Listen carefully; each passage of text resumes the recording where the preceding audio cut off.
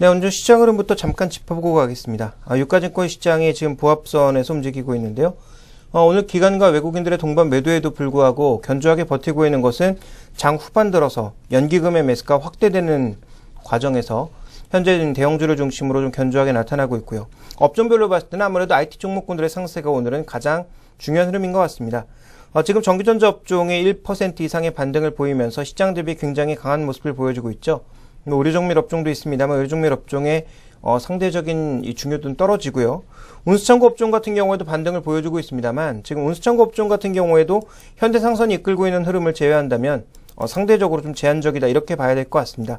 그렇다면 오늘은 전기전자 업종의 흐름이라고 볼 수가 있겠는데 전기전자 업종의 종목군들 중에서는 일부 부품주도 보입니다만 부품주보다 더 눈에 띄고 있는 것은 LG전자, SK하이닉스, 삼성전자 같은 종목군들이 전반적으로 좀 강한 모습이고요. 현재 매매 동향을 살펴봤을 때도 기관들 중심으로 해서 지금 전기전자 업종에 대한 매수가 가장 강하게 유입되고 있기 때문에 이러한 흐름들이 시장의 흐름을 전반적으로 지금 그나마 강하게 버텨주고 있는 양상이다 이렇게 봐야 될 것 같습니다. 자, 오늘 해외 시장 쪽에서는 전반적으로 지금 소재 종목군들의 급등이 나타나는 모습이었는데요. 지금 보시면 철강이라든지 화학업종의 흐름은 마이너스를 보이거나 오히려 닫힌 모습을 보임으로써 아직까지 이렇게 특별한 모습을 보여주지 못하고 있다 이렇게 봐야 될 것 같습니다. 자, 그럼 여기서부터 시장을 좀 풀어볼까요? 아무래도 이제 가장 중요한 것은 이렇게 해외 지표가 개선되고 있고 해외 증시의 조정 압력이 적은 상황에서 한국 증시의 탄력은 왜 이렇게 적은 것인지 이 분석이 필요한데요. 그동안 여러 시간을 통해서 펀더멘탈에 대해서는 말씀을 드렸습니다. 가장 중요한 것은 해외 지표 호전에 한국은 빠져있다라는 것을 여러 번 강조를 드렸고요. 현재 구간에서의 수급도 좀 살펴볼 필요가 있습니다. 오늘 연기금으로 인해서 많이 줄어들고는 있습니다만 가장 중요한 것은 수급의 흐름인데 외국인들이 지속적으로 매도하고 있는 것이 오늘로 만약 이어진다면 3일째인가요? 4일째인가요? 나오고 있는 것이고요. 또 기관도 최근 들어선 탄력이 급속도로 둔화되고 있죠. 자, 그렇다면 이러한 외국인과 기관의 수급 흐름을 살펴보도록 하겠습니다. 먼저 글로벌 자금의 성격을 알아야 전체적인 시장의 이 성격을 판단해 볼 수 있을 텐데요. 자, 준비된 그림을 보시면 최근 4주간의 글로벌 펀드 흐름은 여전히 이머징은 선호하지 않고 있습니다. 전체 주식형 펀드에는 돈이 들어오고 있지만 이머징 쪽으로는 여전히 빠져나가거나 들어오지 않고 있는 모습이고요. 선진국 쪽으로는 여전히 견조하게 들어가고 있고 섹터별로 살펴봤을 때도 헬스케어, 산업재, 에너지, 전기전자 쪽으로 들어가고 있는데 여기에 들어가고 있는 이 헬스케어라든지 아니면 산업재 이런 쪽의 움직임들은 전반적으로 선진국향 종목이라는 거죠. 그러니까 국내 종목군들은 대부분 중국향 종목이 많기 때문에 OECD가 최근에 브릭스 경제의 지속적인 하향 가능성을 경고하고 있는데 글로벌 자금은 여전히 한국이나 이머징 시장보다는 선진국 시장을 선호하고 있다는 것을 이 그림을 통해서도 우리가 확연하게 확인해 볼 수가 있습니다. 결국 글로벌 자금은 여전히 달러가 약세를 보이고 있는 구간에서도 미국 시장을 선호하고 있고 또 유럽 지표의 회복을 통해서 유럽 시장을 선호하고 있는 모습이 나타나고 있다 이렇게 봐야 될 것 같고요. 또 하나 중요한 팩트는 뭐냐면 최근에 이 여러 가지 이 지표들의 흐름 속에서 즉 달러의 흐름 속에서 강세를 보였던 원자재 관련 종목군들도 이 국내 원자재 관련주들은 오늘 별로 힘을 못 쓰고 있습니다만 대표적으로 미국의 몬산토라든지 베리골드라든지 이런 종목군들은 장중 8%에서 5% 이상의 급등을 보였기 때문에 똑같은 재료, 어제 나왔던 중국의 수출입 재료에 우리나라 종목은 못 움직여도 해외 종목은 굉장히 견조하게 움직이는 모습을 보여주고 있다. 이것이 바로 수급의 차이고 현재 시장의 펀더멘탈의 차이다라고 봐야 될 것 같습니다. 자, 그 다음 점검해 봐야 될 것은 최근 우리 시장에서 외국인들의 선물 매매인데요. 보시면 아시겠습니다만 준비된 그림에서 표현되는 것처럼 외국인들의 선물 누적 매도 계약이 쌓여 나갈 때마다 외국인들의 현물 매도 금액도 늘어나는 모습을 보여주었는데 지금 외국인들의 전체적인 선물 쪽의 움직임이 급격하게 매수 쪽으로 돌아서는 모습을 보이다가 다시 좀 매도를 누적시키고 있는 양상이죠. 그러면서 현물 시장의 매수 탄력이 많진 않지만 줄어들고 있습니다. 그래서 10일 이상 들어왔던 외국인들의 수급을 다시 악화시키고 있는 것은 선물 시장에서 먼저 출발했다라는 거죠. 그래서 외국인들의 선물 매매 동향 중요하게 살펴볼 필요가 있을 것 같습니다.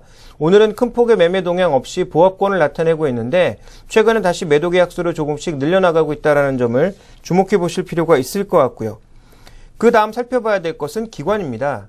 자, 기관의 움직임을 보시면 기관이 전반적으로 어떤 매매 동향을 보여주고 있느냐 살펴보니까 실제적으로 기관은 1800선 정도에서는 굉장히 강하게 사고 있는 모습이죠. 포시되는 것처럼 지금 1900선 아래에서는 굉장히 강하게 사고 있습니다만 1900선 위로만 올라가면 매수 탄력도가 크게 떨어집니다.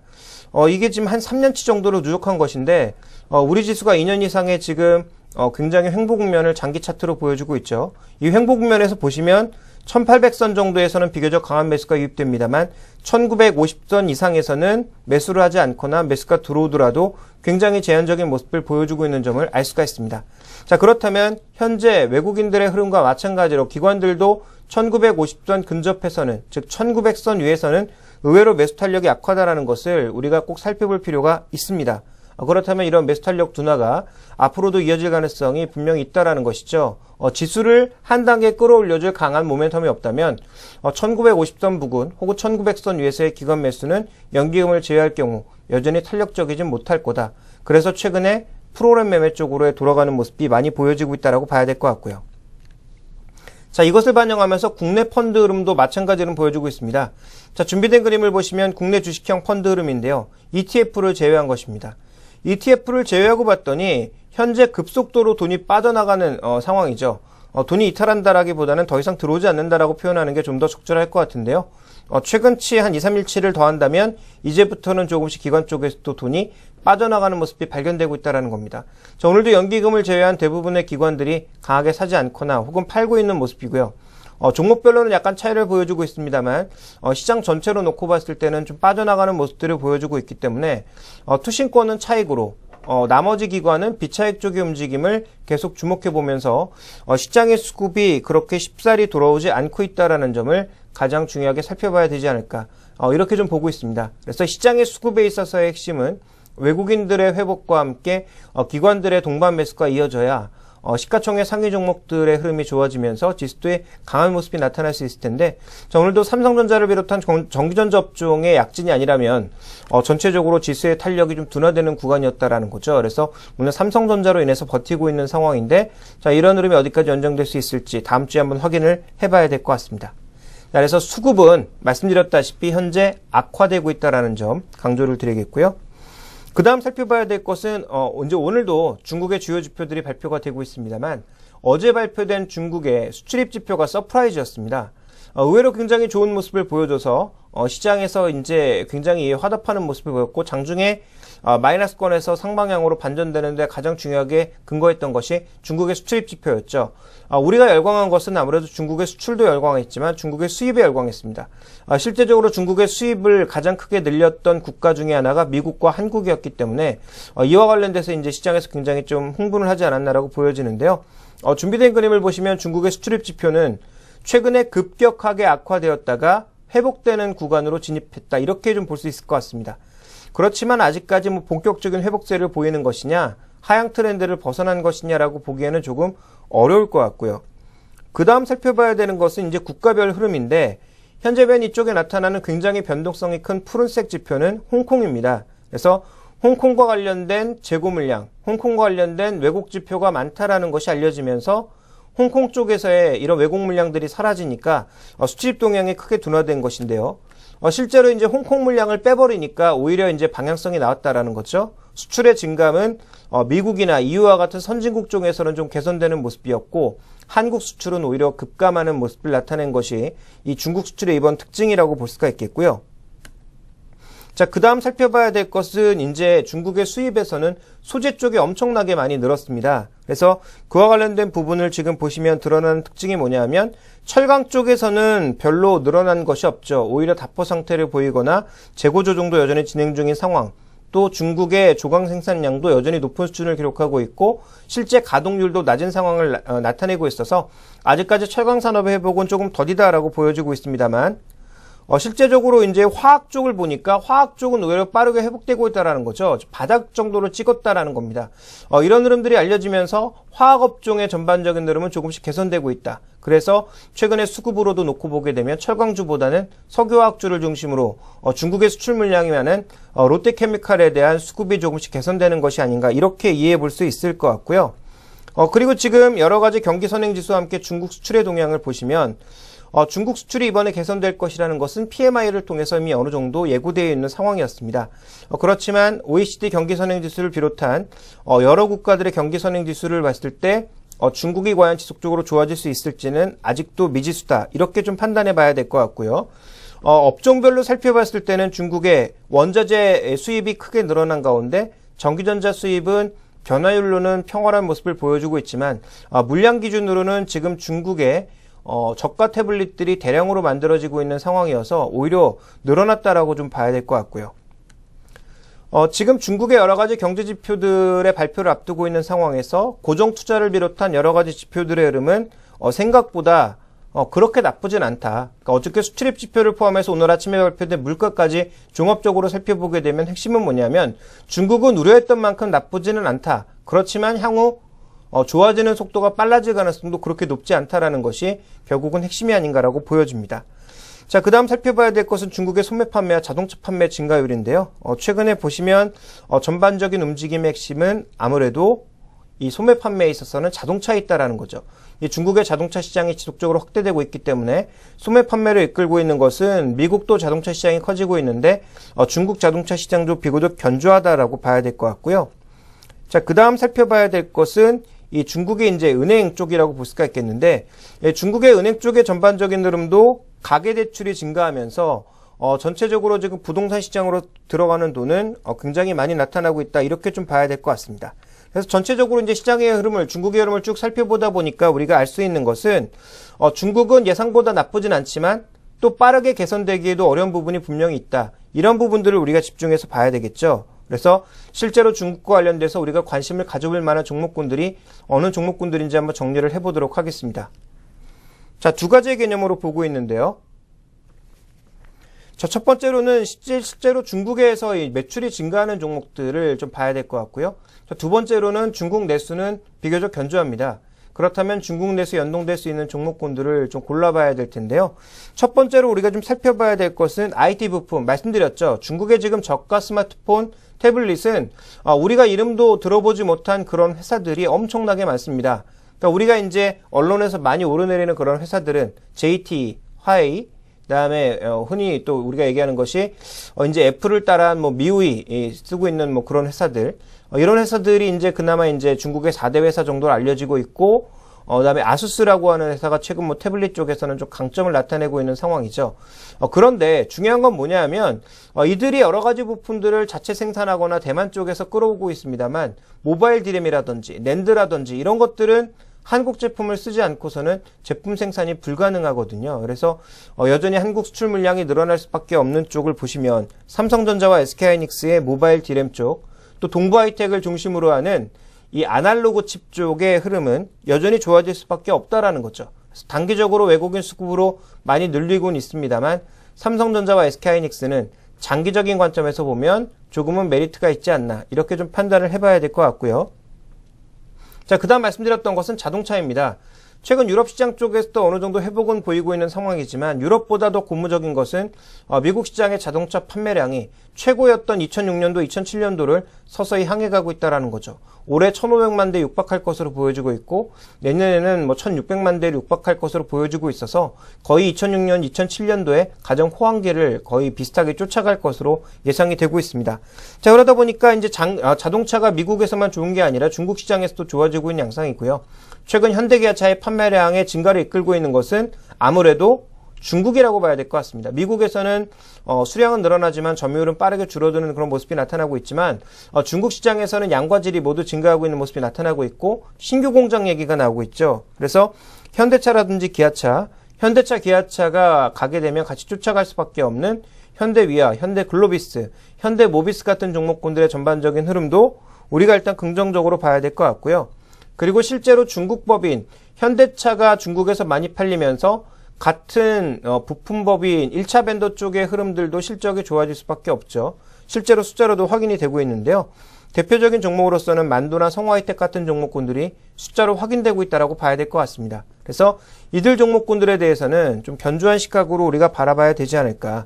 그리고 곁다리로 말씀드리자면 미국 시장 성장을 쫓아갈 수 있는 종목으로서는 한라비스테온 공조 같은 종목군들이 아무래도 포드의 신고가에 맞춰서 조금 주가 흐름도 연동해서 갈 수 있지 않을까, 좀 이렇게 보여지고 있습니다. 이외에 또 중국에서 꾸준하게 좀 늘어나고 있는 그런 제품들 중에 하나가 중국의 분유 제품이라든지 유제품과 관련돼서는 시장의 평가가 워낙 안 좋죠. 워낙 안 좋은 상황이기 때문에 이와 관련돼서 이제 매출이 증가하는 쪽이 메일유업이나 빙그레 정도를 볼 수가 있을 것 같습니다. 또 빙그레 같은 경우에는 지금 보시면 브라질을 비롯한 다른 쪽으로의 매출도 증가하고 있는 모습이어서 이와 관련된 흐름들이 최근에 주가 바닥을 어느 정도 형성한 이후에 반전의 계기를 마련해 줄 가능성은 열어둬야 될 것 같고요. 다만 메일유업 같은 경우에는 아시겠지만 지금 우유 가격을 상승하기로 했다가 정부의 압박으로 다시 포기하는 양상이죠. 그러니까 단기 반등에 실패하는 그런 모습을 보여주고 있는데 현재 밸류에이션이 그렇게 낮은 수준은 아닙니다만 과거 오리온의 사례를 놓고 보게 되면 숫자로만 확인이 됐을 때는 다시 재차 주가가 갈 수 있다라는 점, 이런 부분들을 말씀드리고 싶습니다. 자, 그 다음 살펴봐야 되는 거, 중국에서 지금 내수 쪽에서 빠르게 성장하고 있는 쪽이 어느 쪽이냐? 바로 택배 산업이죠. 중국의 지금 택배 성장률은 연간 기준으로 50% 가까이 나오고 있습니다. 그러니까 미국의 대표적인 택배 회사들, DHL을 비롯한 이 택배 회사들이 지금 중국 시장으로 진출을 작년 정도에 제가 한 것으로 기억을 하고 있는데요. 진출한 이유는 딱 한 가지죠. 앞으로 중국 시장의 성장을 보고 들어간 것이라고 볼 수가 있겠고요. 지금 중국 시장에서도 성장하고 있는 것이 홈쇼핑이나 온라인 쇼핑 쪽입니다. 중국이 땅이 워낙 넓고 실제적으로 지역이 이렇게 멀리 떨어져 있지 않다고 하더라도 교통이 불편해서 이동의 시간이 굉장히 오래 걸리는데 그런 측면에서 보면 내가 시골에 살고 있을 때 대도시에 나가서 물건을 사서 다시 이제 배송을 하는 것보다는 온라인이나 홈쇼핑 같은 것들로 주문을 해서 받는 것이 더 효율적일 수가 있는 거죠. 그런 측면에서 지금 중국의 홈쇼핑이 꾸준하게 성장을 하고 있는 상황이고요. 그리고 중국의 홈쇼핑 성장과 함께 동반해서 가고 있는 것은 택배 쪽이라고 봐야 되겠죠. 자, 국내 시장에서도 한진이라든지 대한통운 같은 종목군들이 강세를 보였던 적이 있었는데요. 지금 중국 시장에서는 그와 같은 모습이 나타나고 있다고 봐야 될 것 같습니다. 그렇다면 중국의 동방 홈쇼핑의 지분을 갖고 있는 CJ 홈쇼핑이라든지 아니면 CJ 대한통운이 지금 중국뿐만 아니라 아시아 지역에 굉장히 많은 거점, 우리가 흔히 이제 부두, 항만이라고 부르는 이런 거점을 가지고 있죠. 그래서 이렇게 실제적으로 물동량을 관리할 수 있는 항만이나 여러 가지 흐름들을 가지고 있는 이런 흐름들에 대해서는 우리가 좀 주목을 해봐야 되지 않나라고 판단하고 있습니다. 그래서 중국 관련주인 소재주에 대해서는 지금 우리나라의 수혜가 받는 것이 아니라 실제적으로 재고량을 조절하는 과정에서 호주나 브라질 같은 철광석을 직접적으로 수입하는 과정, 또 미국이라든지 다른 쪽에 원유를 수입하는 과정에서 수입액이 늘어난 것이기 때문에 한국에 직접적으로 돌아오는 수혜는 별로 없다라고 봐야 되겠죠. 그래서 소재업종에 대해서는 여전히 보수적인 시각, 다만 바닥을 찍었던 석유화학 업종 일부 종목군들의 단기 반등은 이어질 가능성이 있는데 말 그대로 반등이기 때문에 정리하고 나오시는 것이 좋지 않겠나 이렇게 판단하고 있습니다. 오히려 조금 전에 말씀드렸던 IT 부품 쪽이라든지 아니면 서비스와 관련된 택배 관련주라든지 그리고 자동차 관련주들 이런 종목군들을 보시는 것이 더 유리하지 않을까 이렇게 판단을 하고 있고요.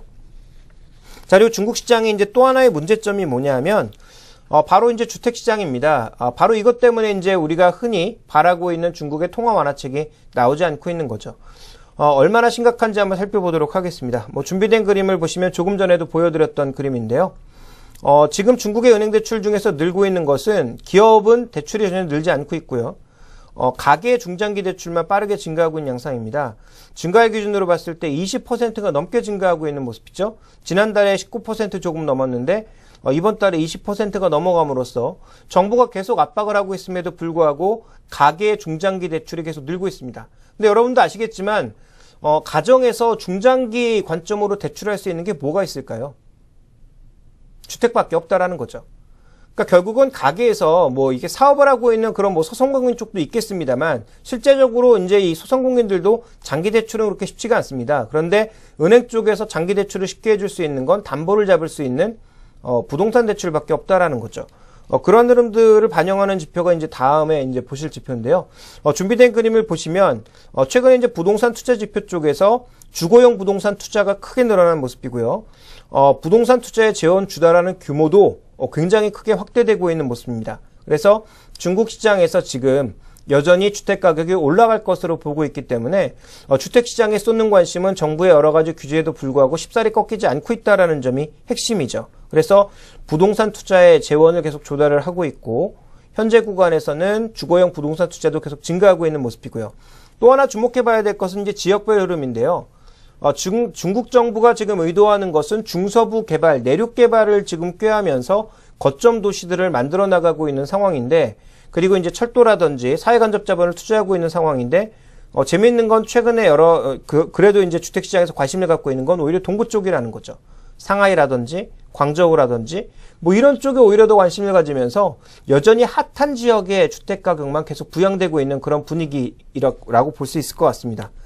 준비된 그림을 보시면 이제 그것이 이제 나오는데요. 중국의 70개 도시의 단순 평균을 보시면, 지금 월간 변화율을 봤을 때 1%도 초에 미치지 않는 굉장히 작은 상승률입니다.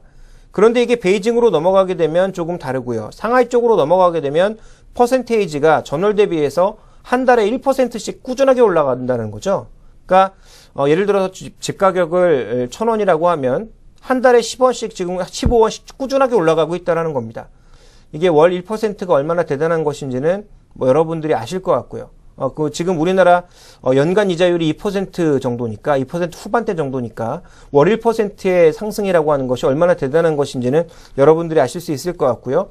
광저우 같은 경우에는 지난 4월이었던가요? 지난 3, 4월 정도에 보면 거의 뭐 3%, 2%에 가까운 그런 주택 상승률을 보여주었기 때문에 이쪽 지역은 너무 핫하다라는 거죠. 물론 정부가 규제에 나섰던 5월 이후에는 상승 탄력이 줄어드는 모습을 보여주고는 있습니다만 중국 정부가 바라는 건 이게 마이너스까지 떨어지길 바라는 거죠. 그런데 이게 이제 쉽사리 떨어지지 않을 것으로 보여지니까 아무래도 이제 중국 정부 쪽에서는 지속적으로 부담을 받으면서 현재 시장의 여러 가지 흐름들을 계속 제어하려는 모습들을 나타내고 있다라고 봐야 될 것 같습니다. 자, 그럼 중국 주택시장에 대해서 정리를 해보죠.